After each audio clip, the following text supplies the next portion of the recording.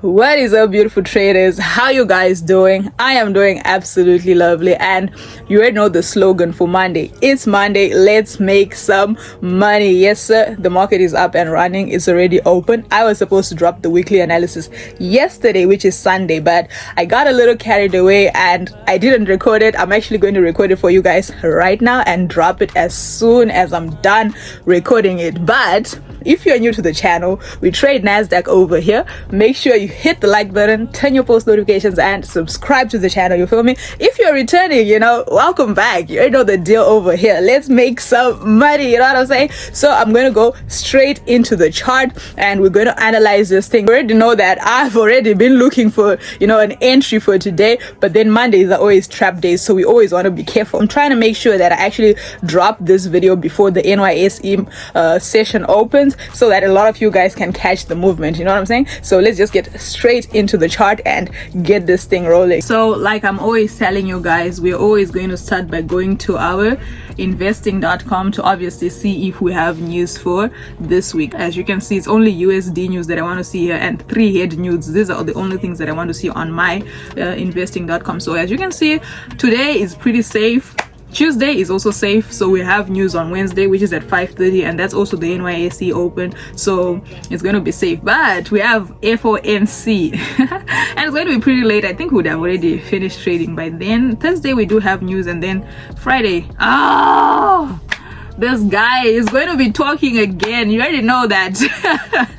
Okay, so obviously the only day that I'm going to tell you guys to be really careful is only going to be on Friday, because the moment Powell speaks, right, the moment he just says good morning, the market is going to just start fluctuating. I best believe that you guys have already seen all of those. But then let's just get straight into our chart. So as you can see, this is what Nasdaq is looking like. Wow. So last week was really lovely. As you know, we did close off the week right around this zone from my previous weekly analysis, and I did tell you guys to take note of this institutional candle. So a lot of people did take buys over here. When was this? This was Tuesday, yeah. So the market opened on Monday with a closed in candlestick, and we're careful for all of these zones, right? And then it went up with this. If you did watch that video, you actually obviously took a buy and then rode it over to the top. And then for the first time in I think 4 consecutive weeks, we did not have a higher high on Nasdaq, which is pretty surprising. It might be something to actually take into consideration, that the market didn't form a new high. So it means that are the buyers failing, to push the market to the top? That's really interesting. So what we are having right now is, I can start by deleting this trend line over here. I don't like really changing a lot of things on my chart, because I always use them as it is, because I'm not trading normally on a higher time frame. I'm always using just a lower time frame. So technically we don't need this anymore, and this is what the market currently looks like, right?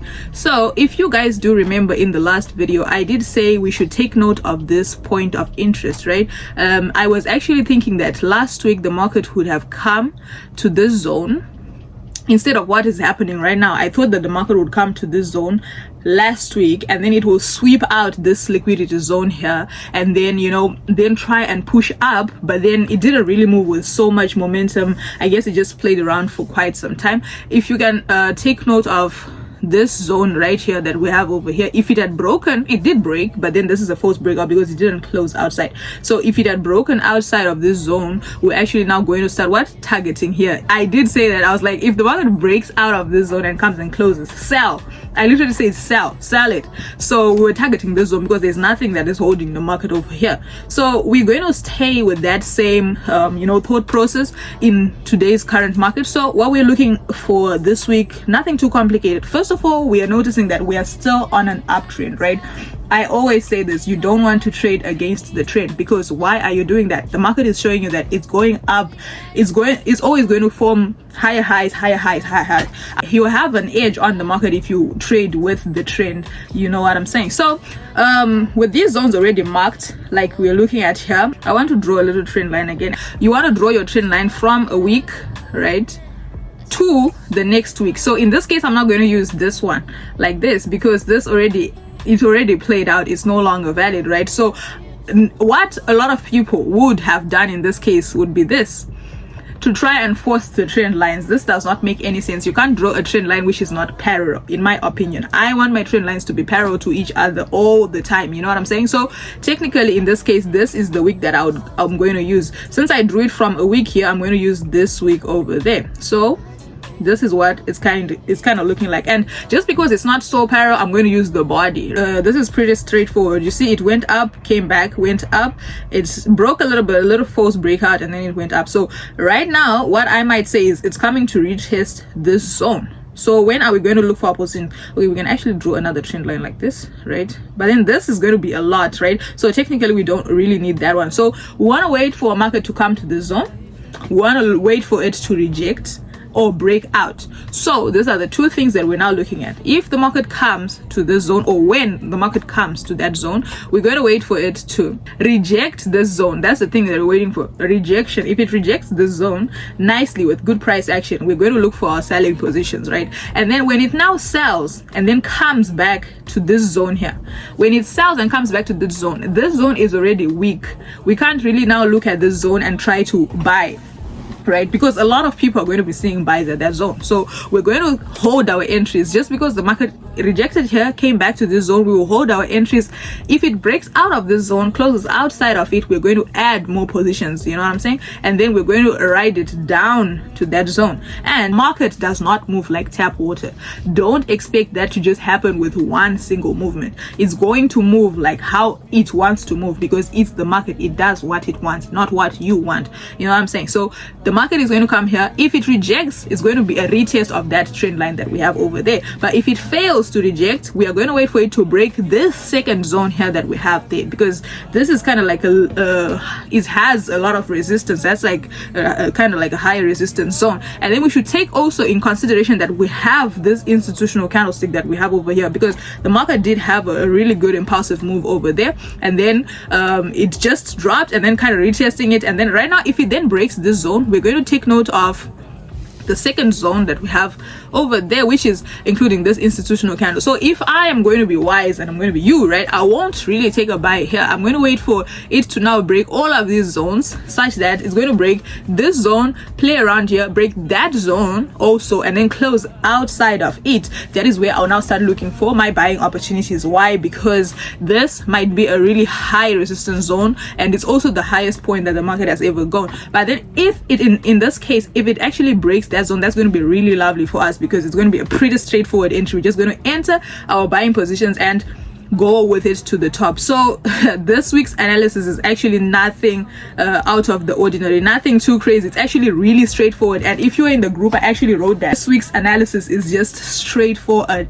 It's just straightforward, guys, because if you look at it, we're having liquidity at the top, we're having liquidity at the bottom, so we just have to be patient. This is where a lot of people are going to lose money, because of lack of patience, right? Market is acting as a magnet, so it's going, this zone is a magnet, this zone is also a magnet, so the market can be drawn either way, up or down. So if you understand that, it means you should wait, right? Wait to see which way the magnet is actually going, which magnet is stronger.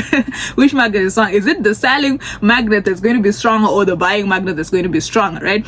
The buying might be strong because we're on an uptrend, so it will actually have more, pulling momentum. And then the selling can also be strong, because this is a value gap here. You see an impulsive move that we have over there.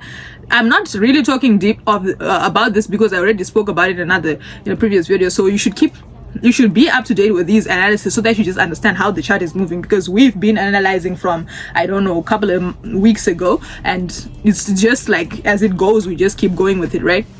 So here there's nothing that's really holding this market, and here there's reason for the market to come down, because there's a lot of money that's just sitting over here. A lot of traders will be aiming to buy as soon as the market comes here, and then the market makers, they know that, so they're waiting for you. It will draw the market down, and then it comes here, and then you will enter buying positions, and then it sweeps you out, and then just starts buying after it has swept out all of these people, you understand? And at the top also, a lot of people will be waiting for the market to come, and then they will start selling. So if it goes up, it gets to this zone, a lot of people are gonna be like, oh, triple top, let's sell, yeah, what you got at head and shoulders, what, then they want to sell from that zone, and then the market makers will be looking at that, and then they're going to say, okay, the market is drawn to that zone, it goes to the top, you go enter sells, and then they sweep it out, and then it will now sell after it has taken out all of top losses of people, you understand? So the only challenge that we are facing for this week is just the patience game. This is the only thing that we need to do, is just be patient,